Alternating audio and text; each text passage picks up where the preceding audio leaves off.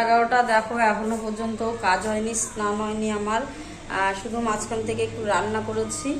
আর মানে কি বলবো, মানে এতটা কাজের কি বলতেছি, কদিন থেকে এত কাজের চাপ, মানে আমি যে কি করে ভিডিও বানাবো সেটাই বুঝতে পারছি না।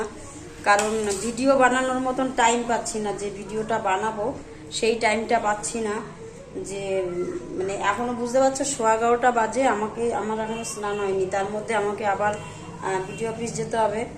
আর হচ্ছে গিয়ে শুধু সকালবেলা রান্নাটা করেছি কোনো মতে, তারপরে দলের মহিলারা আসছেই একটার পর থেকে একজন। তো যাই হোক, এখন স্নান টান করবো। আর আজকে একদম শুধু ডাল ভাত রান্না করেছি। এই দেখো আজকে কড়াই থেকেও তুলে নিয়ে যে আলু ভাজি করেছি, আর ভাতটা তো হয়েছে। আর হয়েছে দেখো একটু ডাল রান্না করেছিলাম। আর আজকে গোছানো হয়নি কিছু সেরকম। এই যে আম কেটেছিলাম, কার্কের মতন পরিস্থিতি। তো আজকে আম মুড়ি খেয়ে নিয়েছি, ভাত খাওয়ার এখন পর্যন্ত টাইম পাইনি। তো স্নান করব, স্নান টান করে হচ্ছে গিয়ে ভাতটা খাবো। আর জামা কাপড় এই দেখো কালকে বের করে রেখেছি বিছানা চাদরটা, এখনো পর্যন্ত ধোয়ার টাইম পাইনি, তাহলে বুঝতে পারছো। আর এটা আজকে আমার ধোয়ার টাইম নেই, মেয়েরা যদি ধুয়ে দিলে দিবে, নাহলে তো হয়ে গেল, আজকে আর ধোয়া হবে না।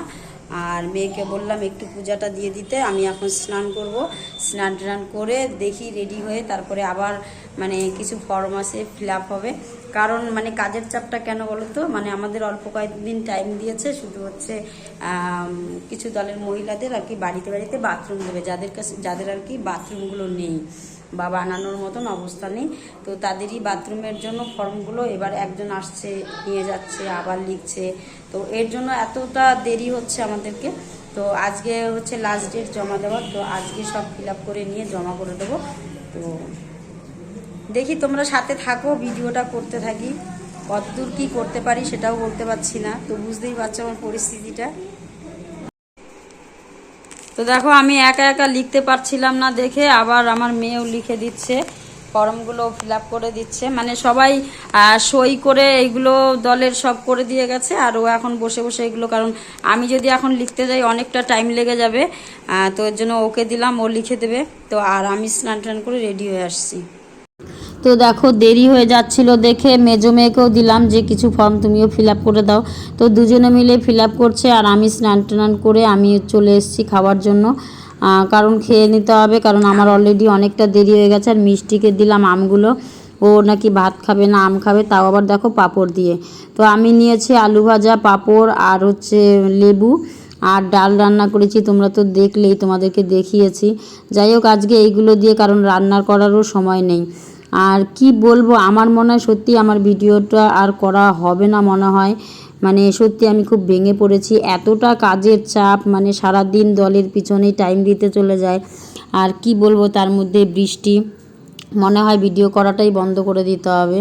তো দেখো যখন বেরিয়েছি তখন হালকা হালকা বৃষ্টি ছিল, টোটোর মধ্যে করে যাচ্ছিলাম। তোমাদেরকে রোজই দেখায় যে প্রত্যেক দিন কিন্তু আমাকে বেরোতে হয়।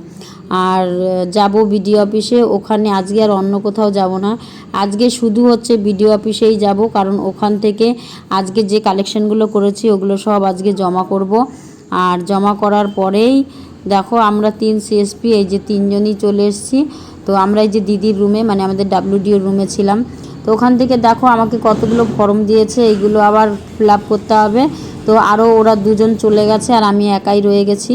আর রাত্রেবেলা এসে হচ্ছে গিয়ে কাঁঠাল খেয়েছিলাম, কাঁঠাল মুড়ি, আর সেটাই তোমাদেরকে ভিডিও করছি। কারণ সন্ধ্যা থেকে খাতাপত্র লিখতে হয়েছিল, কিছুই করতে পারিনি। তো ভিডিওটা কেমন লাগলো, ভালো লাগলে অবশ্যই লাইক শেয়ার কমেন্ট করো।